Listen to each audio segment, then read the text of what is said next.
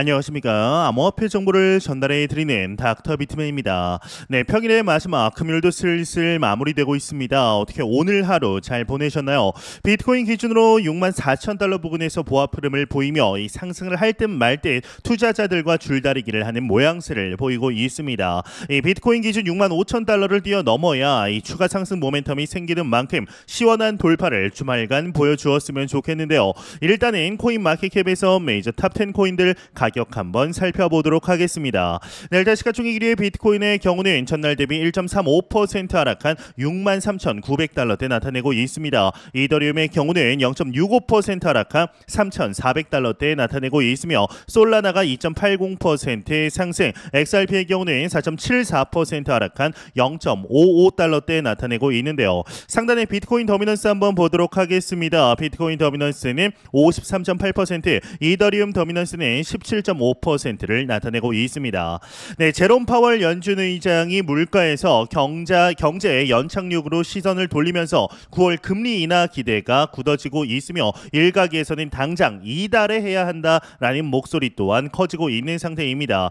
이 블룸버그 통신의 경우는 연준 인사들이 9월에 금리를 내릴 준비가 됐다라고 말하게 되었는데, 물가 안정에 관한 믿음이 강해지는 동시에 이 노동시장 관련 위험이 커지면서 물가가 연준의 관심을 모두 차지했던 상황이 달라지고 있다라는 것이죠. 이 최근 연준 인사들이 몇 주간의 연설을 통해 앞으로의 행보에 관한 근거를 제시한 데 이어 이번 연방공개시장위원회 FOMC 회의 후에는 파월 의장이 명시적인 신호를 줄 것 같다라고 말하게 되었는데요. 이 파월 의장 등 연준 인사들이 여전히 물가 상승률, 인플레이션 목표 2%를 향해 하향하는 추세임을 확인하고 싶어하면서도 경제 연착륙의 기회를 놓치지 않겠다라는 각오를 다지고 있다라고 전하게 되었습니다. 연준 내에서 매파 성향으로 평가받는 크리스토퍼 윌러 연준 인사의 경우 또한 기준금리 인하가 타당해지는 시기가 점점 가까워지고 있다라고 생각을 한다라며, 이 노동시장이 이상적 상태이지만 이를 유지하기 위한 연준의 노력이 필요하고 실업률 상승 위험이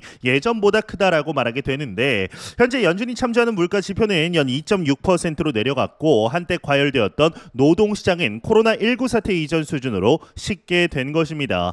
예, 기관들의 비트코인, 이더리움 비중이 지속적으로 확대가 되고 있다라고 합니다. 암호화폐 온체인 데이터 기업이죠. 글래스노드에 의해서 밝혀지게 되었는데요. 다시 상승 사이클이 오려는 것일까요? 자세한 내용 함께 보도록 하겠습니다.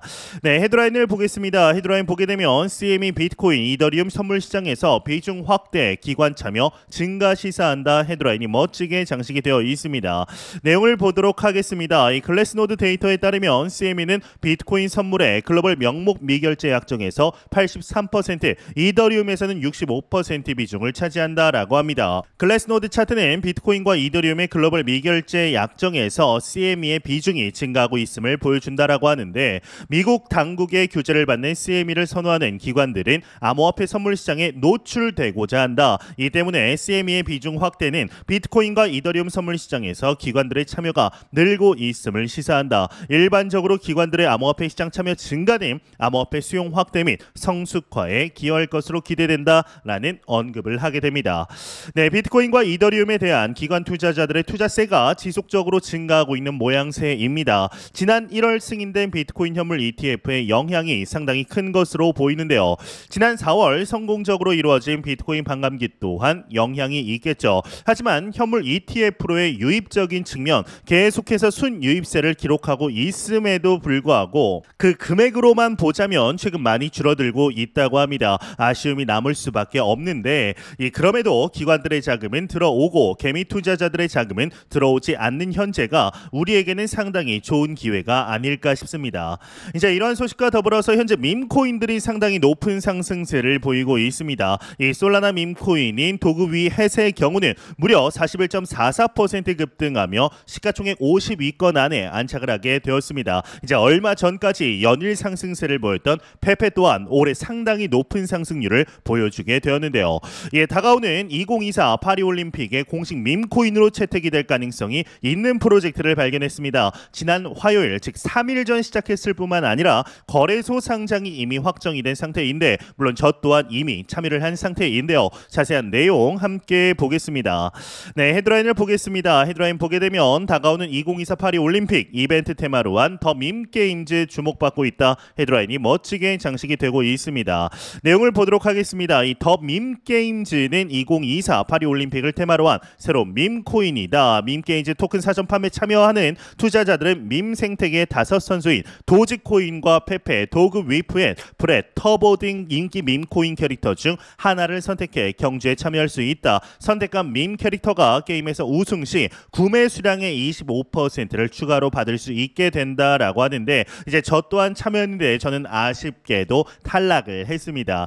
이 더 밈게임즈 사전 판매 교환비는 0.009 USDT당 1 밈게임즈 토큰으로 시작이 되는데 이번 프리세일은 2024 파리 올림픽 및 패럴림픽 일정과 동시에 진행이 되며 더욱 많은 관심을 받고 있다. 밈게임즈 토큰은 오는 9월 10일 덱스 이제 탈중앙화 거래소 상장을 계획 중이다라고 합니다. 이 더 밈게임즈는 사전 판매에서 투자자가 토큰을 구매하는 순간부터 게임원 유틸리티를 제공한다라고 하는데요. 이제 여러분들도 참여해 보신 분들은 아시겠지만 구매하자마자 5캐릭터 중에 한 캐릭터를 고를 수 있고 결과가 바로 나오게 됩니다. 저는 이제 페페를 골랐는데 페페를 이제 선택을 했지만 아쉽게도 탈락을 했다라고 보시면 되는데요. 여기서 이제 정확하게 우승 캐릭터를 맞추게 되면 앞서 말씀드린 대로 25%의 추가 보너스 토큰이 나오게 됩니다. 선택한 캐릭터로 169m 달리기 경주가 시작이 되며 각 선수의 우승 확률은 동일하며 투자자가 선택한 선수가 경주에서 우승하면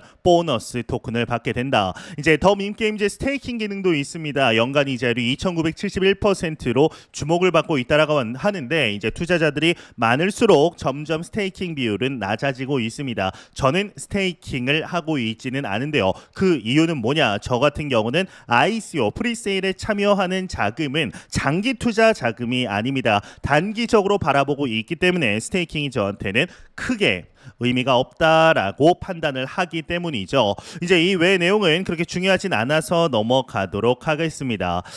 이제 영상 설명란과 고정 댓글창에 이제 관련 링크를 남겨놓았는데 공식 홈페이지 링크를 누르시게 되면 이러한 홈페이지로 넘어가게 됩니다. 이제 저 또한 보시게 되면 내가 구매한 밈게임즈 토큰에서 저는 22,222개를 구매한 상태입니다. 현재 1단계 가격인 0.009달러인 것을 확인할 수 있고 하루 정도 뒤면은 가격이 상승한다. 이 사전 판매 단계가 상승한다라고 보시면 되는데요. 이 구매하는 즉시 페페, 도지, 브렛, 이 터보, 도그, 위프에 이렇게 5캐릭터 중 하나를 선택을 할 수가 있습니다. 저는 페페를 이제 선택을 했는데 아쉽게도 탈락했다. 여러분들은 이제 당첨이 돼서 25%의 보너스 토큰을 받으셨으면 좋겠습니다.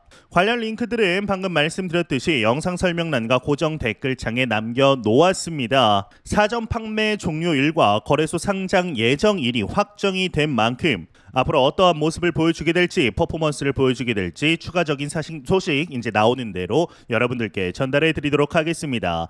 네, 이런 소식과 더불어서 리플 관련 상당히 실망스러운 소식이 나왔습니다. 이제 최근 높은 상승세를 보였던 XRP의 경우는 7월 18일이죠. SEC와 리플사 간의 비공개 회의가 예정이 되어 있었기에 이 회의에서 소송 합의가 더 가까워질 것으로 기대를 했었죠. 이로 인해서 소송이 정말 끝이 나나 보다 이 지지부진했던 소송 진행 단계 또한 이제 합의를 향해서 가나보다라는 기대감으로 상승세가 지속이 되었었는데요. 비공개 회의가 취소되었다라는 소식이 나오게 되었습니다. 자세한 내용 함께 보겠습니다. 네, 헤드라인을 보겠습니다. 헤드라인 보게 되면 리플 SEC 미팅 취소 공지에 급락했다 헤드라인이 장식이 되어 있습니다. 내용을 보게 되면 최근 폭등세를 보였던 XRP가 SEC의 미팅 취소 공지에 급락을 했다라고 하고 있습니다. SEC는 17일 공식 웹사이트를 18일 오후 2시 부터 시작되는 이제 위원회 미팅이 취소됐다라는 사실을 공지했다라고 하는데 이 취소된 미팅의 정확한 대상은 공지하지 않았다. 앞서 리플은 18일 리플사와 SEC 간 비공개 미팅이 열릴 것이라는 소식에 급등을 했다라는 언급을 하게 되면서 SEC가 돌연 미팅 취소 사실을 공지하자 시장 안팎에서는 비공개 미팅을 통한 리플사와 SEC 간의 합의가 종결됐다라는 풀이를 내놨고 이에 리플이 급락한 것이다 라는 언급을 하게 됩니다.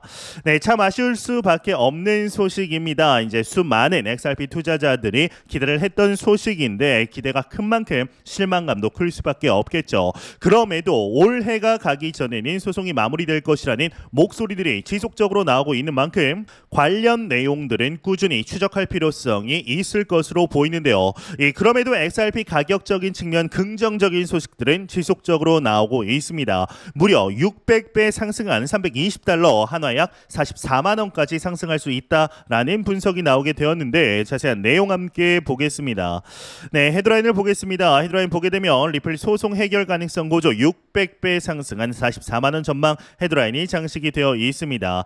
내용을 보도록 하겠습니다. 지난 15일 유명 암호화폐 분석가인 크립토 기계의 경우는 리플의 월별 차트에서 대칭 삼각 패턴이 형성되고 있고 이러한 패턴의 돌파는 지난 2017년 강세장과 유사한 상황으로 최고 $320까지 상승할 수 있다라고 밝히게 되었습니다. 이런 움직임이 가시화될 경우 현재 가격 대비 무려 6만 1000%나 상승한 수준이라고 하는데 이 낙관적인 전망을 하는 분석가는 또 있다고 합니다. 제이번 마크스 또한 대칭 삼각형 패턴에서 벗어날 가능성을 강조하며 완전한 대수 상승을 통해 $150 이상까지 치솟는 적인 상황이 나타날 수 있음을 시사하게 됩니다. 이러한 잠재적 돌파는 2017년과 유사한 또 다른 전설적인 상승의 촉매제가 될 수 있다라고 덧붙이게 되며 이 다크 디펜더 또한 XRP 관련하여서 상승할 수 있다라는 언급을 하게 됩니다. 이 외 내용 그렇게 중요하지 않아서 넘어가도록 하겠습니다.